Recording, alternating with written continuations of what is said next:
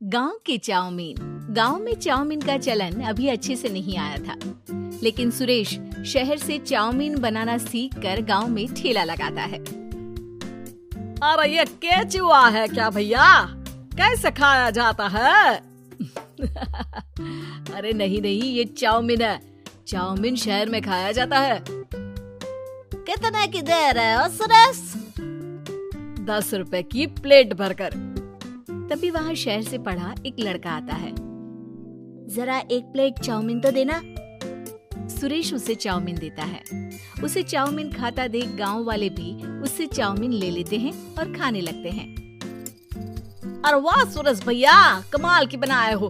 2 plate मेरे बच्चों के लिए भी पैक कर दो। बस फिर क्या था, सुरेश का ठेला लगता है और चाउमीन खरीदने वालों की लाइन लग जाती है। तभी वहाँ से गांव का साहूकार होकर गुजरता है। और ये क्या भीड़ लगी है? लगता है झगड़ा हो गया है गांव में। चलूं मैं अभी तो मजे ले लूं। अरे कहाँ है? इतनी भीड़ लगी है यहाँ। लड़ाई हो गई है क्या? अरे साहूकार साहब, ना कोई लड़ाई ना हुई है। ये तो सुरेश की दुकान है चाउमीन की। हम लोग चाउमीन खाने आए हैं, आप भी खाइए ना। साहूकार चाउमीन खाता है और सुरेश की तरफ देखता है, जो सारे दिन के पैसे गिन रहा होता है। अरे सुरेश, क्या लागत है इस काम की?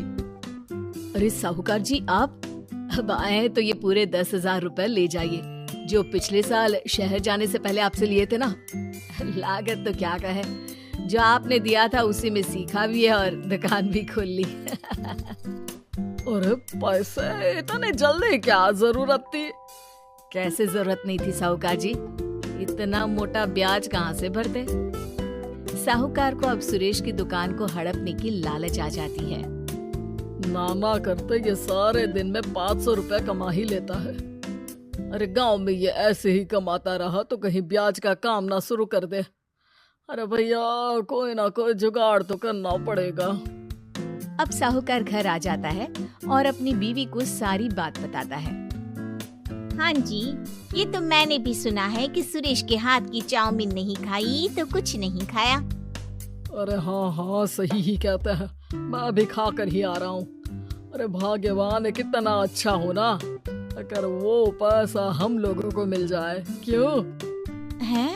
हाँ वो तो है, लेकिन कैसे? हम लोगों को तो चाउमीन बनाना आता ही नहीं है। साहूकार और उसकी बीवी अब रोज चुपके से सुरेश के घर जाते हैं और खिड़की से उसे चाउमीन बनाते देखते। अब क्या था, दोनों को चाउमीन बनाना आ जाता है। फिर एक रोज, और सुरेंद्र, तुझे साहूकारनी ने बुलाया था। बोल रही थी कि बेटे के जन्मदिन में 10 किलो चाउमीन का ऑर्डर देना है। बना दोगे ना? अरे हाँ साहूकार जी, मैं जरूर बना दूंगा। कब देना है घर में 10 किलो चाउमीन? अरे वो तो तू घर आकर बता कर लेना, मैं नहीं बता पाऊंगा। ठीक है, शाम को काम निपटा कर आ जाता हूँ। सुरेश साहूकार के घर जाता है, लेकिन वहाँ मियाँ बीवी मिलकर उसे बंधक बना लेते हैं। अरे मुझे क्यों बांध रखा है? मुझे छोड़ दो।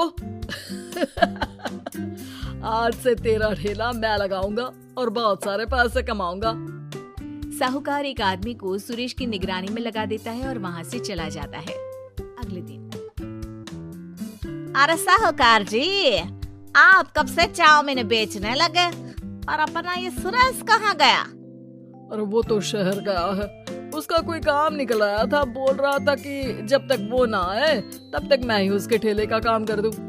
ऐसे भी तो बहुत उधार ले रखे थे उसने। लगता है कर्जा भरने के डर से भाग गया है। अरे पर वो तो बोल रहा था कि उसने सारा कर्जा उतार दिया है, और वो क्यों भागेगा? इतना तो कमा रहा था। अरे मुझे क्या पता। अरे चाउमीन खाना है तो बोलो, नहीं तो भागो यहाँ से। अरे हाँ, दे दो। अब तो चाउमीन खाना पूरे गांव के लोगों के लिए आदत ही बन गया है। ना खाओ तो नींद ना आए। हाँ, तो लो और निकालो 50 रुपए। 50 रुपए क्यों? सुरेंद्र तो 10 रुपए में देता था। अरे वो पागल था, मैं थोड़ी ना हूँ। गांव वाले जिनको चाउमीन की लत लग गई थी, वो करते भी क्या, दे दो और ये लो 50 रुपए।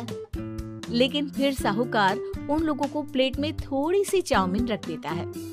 अरे ये क्या, पैसे 5 गुना ज्यादा और चाउमीन बस इतनी सी। अरे साहूकार साहब, भगवान से तो डरो।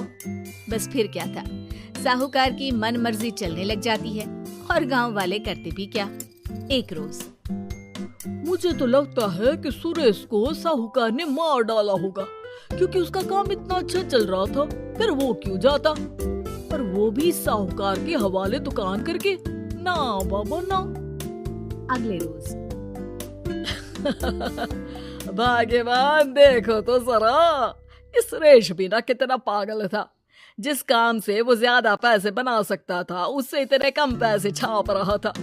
50 रुपए प्लेट में भी गाँव वाले खूब खा रहे हैं चाउमीन। हाँ जी, और जितने में वो लोगों को 10 प्लेट खिलाता था। भर भर कर हम लोग उतने में 20 प्लेट बना रहे हैं, क्यों जी? वहीं सुरेश रोज भगवान से मांगता कि बस एक बार वो किसी तरह वहां से निकलने में कामयाब हो जाए, लेकिन उसकी हर कोशिश नाकामयाब होती। फिर एक दिन, अरे भाग्यवान, ऐसा कुछ करो कि चाउमीन बनाने का खर्चा आधा हो जाए, जिससे हम लोगों को और मुनाफा हो। ना जी, मुझे तो कोई तरकीब ना सूझ रही। अरे सुनो, एक काम करते हैं, चाउमीन बनाने में जो सब्जी लगती है वो मंडी में लेने तुम देर रात चली जाना। तब तक वो सारी सड़ी गली सब्जी जो दुकानदार वहीं फेंक जाते हैं, वो उठा कर ले आना फ्री में। अरे वाह जी वाह, आप तो बहुत समझदार हैं जी।